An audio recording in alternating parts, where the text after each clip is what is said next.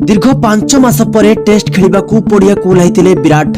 समस्ते भाविथिले विराट आज करिबे बड़ स्कोर, किंतु मात्र 6 रन करी आउट होई चली गले विराट और आगे गले रोहित शर्मा। रोहित शर्मा रिएक्शन होउछि भाइराल। हाँ दर्शक बंधु, भारत और बांग्लादेश मध्य 2 टेस्ट मैच सीरीज प्रथम मैच चेन्नई चेपक स्टेडियम रे खेला जाउछि। ए मैच रे भारतीय टीम 34 रन रे 3टी विकेट हराई विपद रे पड़िथिला। कप्तान रोहित शर्मा और विराट कोहली मात्र 6 रन करी आउट होइतिले। एथिसहित शुभमन गिल खाता मध्य खोली पारि नथिले। ए टेस्ट रे विराट को नहीं बहुत आशा थिला, किंतु से एही मैच रे विशेष किछि कहि पारले नाही।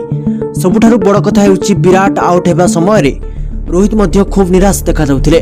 विराट कोहली जेतेबेले ड्रेसिंग रूम को फेरिबा बेले रोहित को रिएक्शन सोशल मीडिया रे भाइराल देखा जाउछि। तेबे भारत प्रथम सेशन रे 3टी विकेट हराइथिबा बेले 34 रन रे 3टी विकेट पड़िबा परे यशस्वी जयसवाल और ऋषभ पंत अर्धशतकीय पार्टनरशिप करी भारतीय टीम को असुविधारू बाहर को आनिथिले। किंतु वर्तमान भारतर परिस्थिति बहुत भल होई गेलानी।